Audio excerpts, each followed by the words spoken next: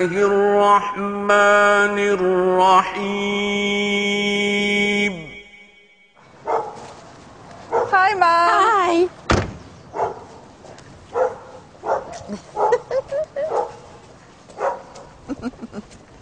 I've got a surprise for you. Lovely to see you. So, did you have a good journey? Yeah, not bad. What's that you've got? Halal meat to avoid any more pork sausage incidents. I don't want your halal meat. Why Thank not? you. Look, I wouldn't eat it. This is healthier than the meat that you eat. It doesn't matter whether it's healthy or not. Do you know how they kill those animals? I wouldn't be able to eat it. It's a very painless process. I'm sorry. We'll have a cup of tea and then we'll talk about it. I suppose you're still having bacon sandwiches as well? Bacon sandwiches are the tastiest thing on this earth. Mother, you are what you eat, and if you saw what pigs ate, you would never touch another pork chop again. The last thing your dad had before he died was a bacon sandwich. He walked out into the garden and he dropped down dead. Dropped down, yeah. Afghanistan's Taliban regime says it will put the British journalist Yvonne Ridley on trial for entering the country illegally. Worryingly, the Taliban have hinted they might claim she was a spy for Western special forces. Today, Yvonne's mother called on the Prime Minister to do more to help her.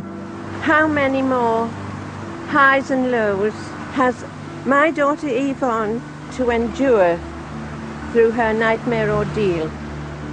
At the Sunday Express, her employers insist she's a bona fide journalist who only entered Afghanistan to report on the humanitarian situation. Fell off a donkey, captured by the Taliban, gave them an undertaking that I would study the Quran if they released me, and against all the odds, they released me. She's had so many prayers said for her, and I'm sure it's the power of prayer that's brought about this happy ending. Well, I hope it is a happy ending. Right there. Look right in the lens, Joyce. Big smile, really big. Joyce, this way, Joyce. Back last one, this way.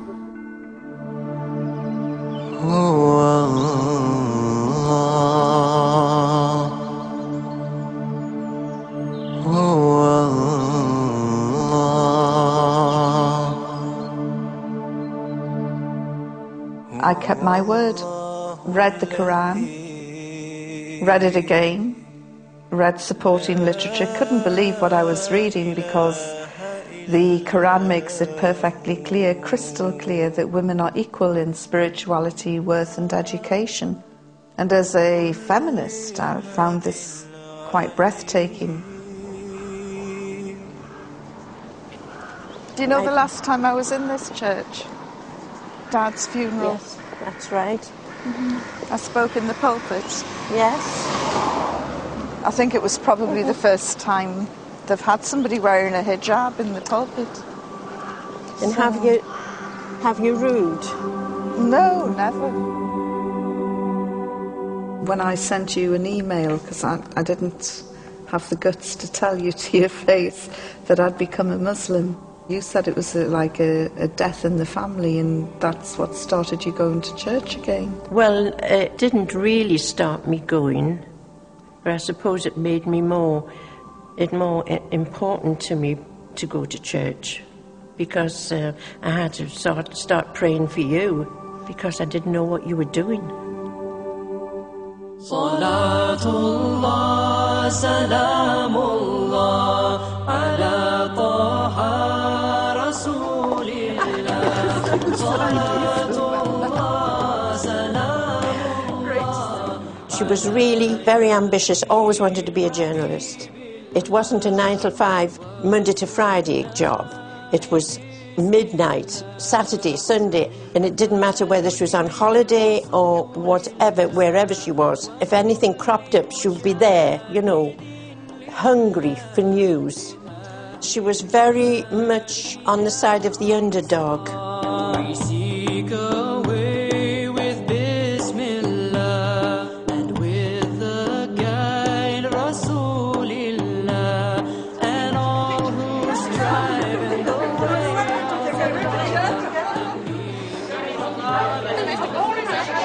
If I tell you that since 9/11, more than 1,000 brothers and some sisters have been taken into custody. Out of those 1,000 or so that have been taken into custody, about 70 have been charged. And out of those 70 that have been charged, less than half a dozen have actually been convicted under the new terrorism laws. So tonight it's really vitally important to show solidarity with sisters under great stress. And I really think that this brand of sisterhood makes Western feminism pale into insignificance.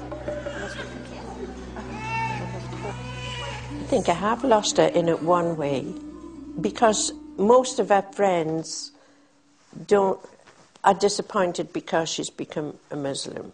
Or if they do ring up, they'll ask about her in a disapproving voice. But I can tell that it's just foreign to them. La ilaha illallah, La ilaha illallah, La ilaha illallah, Muhammadur Rasulullah.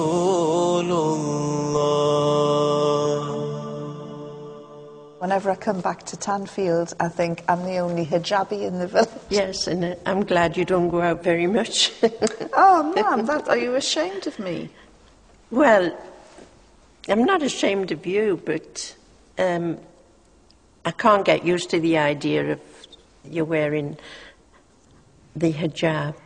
But what is it that you're so afraid of? It's not that I'm afraid of anything, Yvonne, it's just that... After July 7 happened, you rang me up and said, get that hijab off now. That's why it's hard to see what is culture and what is Islam. And some people... Once you put on the hijab, that's it. You know, you cannot mistake you for anything else. You are a Muslim. Yeah. So you immediately propel yourself into the front lines, short sword fighting for Islam. Absolutely. There's a bit of a pressure on you, really, because when I cycle to the hospital and back, and if I get really angry with some of the idiot buses, I've caught myself sort of making some rather rude gestures, but because I'm wearing my headscarf, I think, oh no, they're going to think that I'm a Muslim who makes rude gestures. That's it, because everything that you're judged, it's not some mad female cyclist, it's some mad Muslim female cyclist. Yeah, mad bicyclist terrorist. Just because I put on a hijab does not mean I am a second-class citizen, and I refuse to be treated like a second-class citizen. I refuse to dilute my professionalism as a journalist. I refuse to bow down to anyone but God. I refuse to... You would curtsy to the Queen?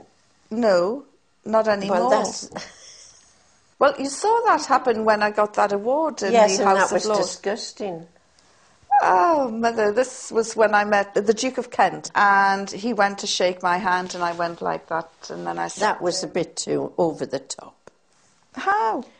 Well, the man, he put his hand out to shake it, and it was an insult to him for you not to shake. You shook hands with Aziz, you shook hands with Arafat. Tariq Aziz and Yasser Arafat, that was before I was a Muslim.